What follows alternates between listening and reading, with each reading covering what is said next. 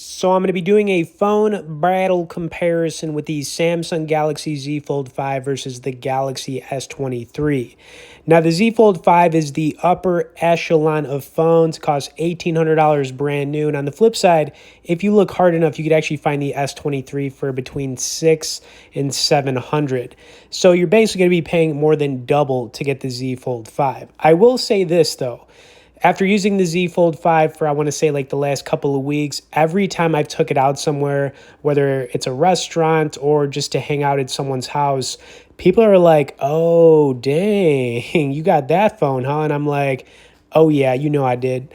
Plus, you can see I'm repping the Superman wallpaper on it. And when you open the Z Fold 5 up, it's like game over. This phone's got a 7.6-inch display, which makes it great for watching video, playing games. It's also great for multitasking. And of course, the camera on this phone is basically one of the best right now. It's got a 50 megapixel back camera, triple lens, 8K at 30 frames per second video recording. I mean, this phone is a beast. So, but it should be, right? If you're going to pay $1,800 for a phone, it better be good. And it is. So it does not disappoint. Now, on the flip side, the S23 is not a bad phone at all. Obviously, it's a lot smaller. It's got a 6.1-inch display. It also comes with a 50 megapixel back camera on it. But after, I would say, testing both phones, you know, I do think the Z Fold 5 is going to be better overall for video recording and phone photography, hands down. You know, another thing to consider on these phones is battery life. And to be honest with you guys, I would say this is probably one of the weakest points of the Z Fold series.